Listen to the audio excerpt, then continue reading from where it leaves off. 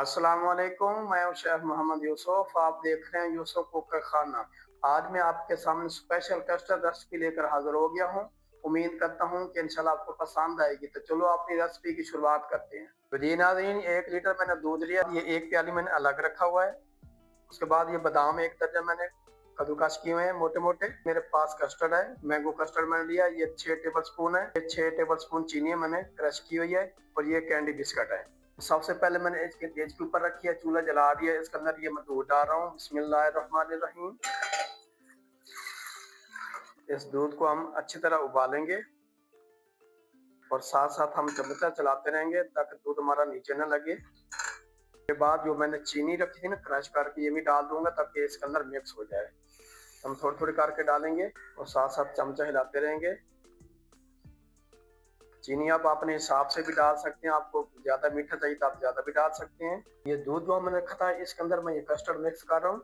ये हम थोड़ा थोड़ा डालेंगे और ऐसे ऐसे इसको मिक्स करेंगे।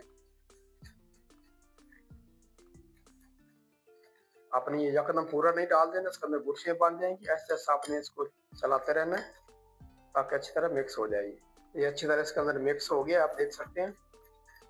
तो ये नाज़रीन, हमारा दूध जो है ये इसको खोलना आगे उबल गया दूध, आप देख सकते हैं। इसके अंदर मैं ये कस्टर्ड डाल रहा हूँ। बिस्मिल्लाहिर्रहमानिर्रहीम। इसको ऐसे ऐसे चलाते रहेंगे और हमने थोड़ा थोड़ा करके डालना है ताकि बीच में लम्स न बने इसके ना। अगर हम पूरा डाल देंगे तो इसमें सब गुठलियाँ बन जाएंगी। साथ साथ चमचा चलाते रहेंगे ताकि नीचे न लगे ये।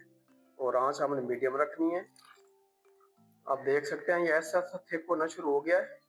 मैं इसको थोड़ा सा और गाढ़ा करूंगा। अगर हमारी वीडियो अच्छी लगे तो हमारे चैनल को सब्सक्राइब जरूर करना। कमेंट में बताना कि मेरी रेसिपी आपको कैसी लगती है। मैं इसको हम इस तरह 4-5 मिनट तक पकाएंगे, इंशाल्लाह ये हमारा रेडी हो जाएगा। ऐसा ऐसा थिक होना शुरू हो गया है।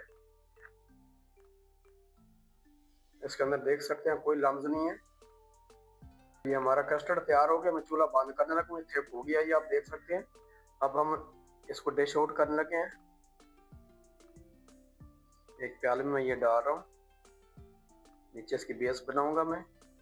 फिर इसके अंदर ये मैंने बिस्किट रखे थे ना, ये मैं डाल दूंगा।